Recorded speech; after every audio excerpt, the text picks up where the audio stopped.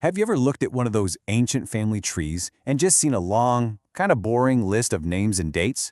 Well, today we are cracking open one of the oldest genealogies in the world, straight from Genesis chapter 5. But trust me, this is no simple list. This thing is a carefully built record. It's a bridge of 10 generations, connecting the very first man to an event that would literally change the entire world. All right, first up, the Book of Generations. Now you got to understand, this isn't presented like some casual family history. No, it's framed as the official, sacred record of the family line that started with humanity itself. The whole chapter kicks off with this incredibly formal and official-sounding statement. This is the book. That's like a signal that what you're about to read is a deliberate, authoritative document. It has one job, and one job only, to meticulously trace this single, unbroken line from father to son, all the way from creation, establishing a crystal-clear chain of who came from who. Okay, so let's get into the hidden structure here, because this is where it gets really interesting. The entire account follows this very specific, repetitive formula for almost every single person it mentions. And in doing so, it creates this powerful, almost hypnotic rhythm, a rhythm of life and death in that world before the Great Flood. So here it is. This is the core formula. For each person, the text tells us their name, how old they were when they had their famous son, how many more years they lived after that, and then, always, the same conclusion.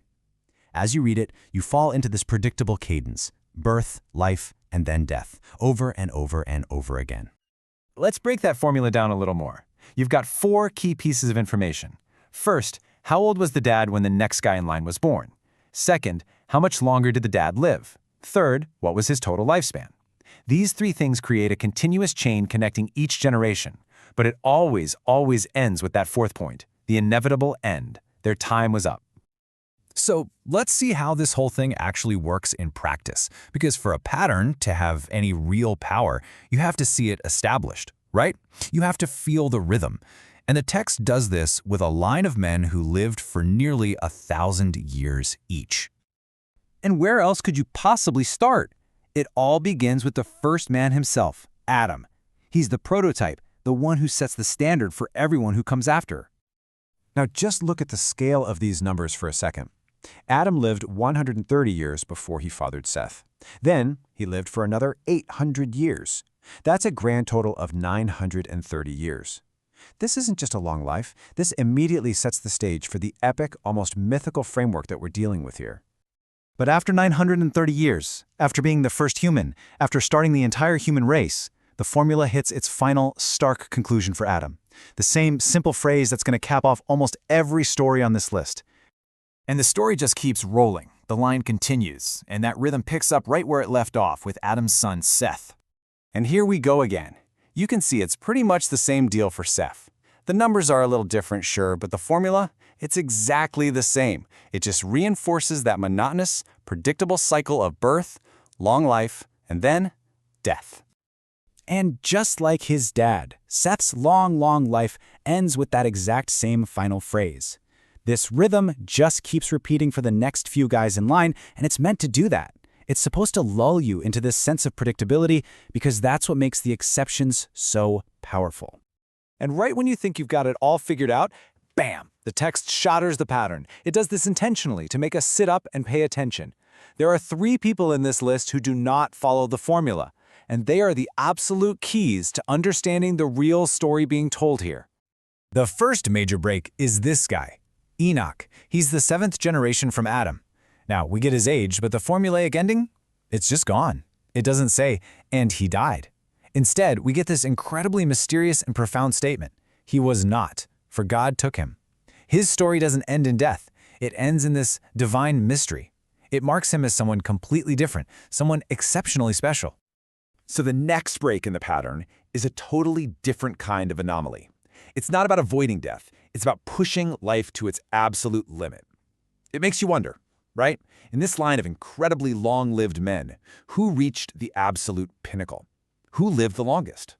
The answer is 969 years, and that record belongs to Enoch's son, Methuselah. I mean, there's a reason his name is basically shorthand for being ancient.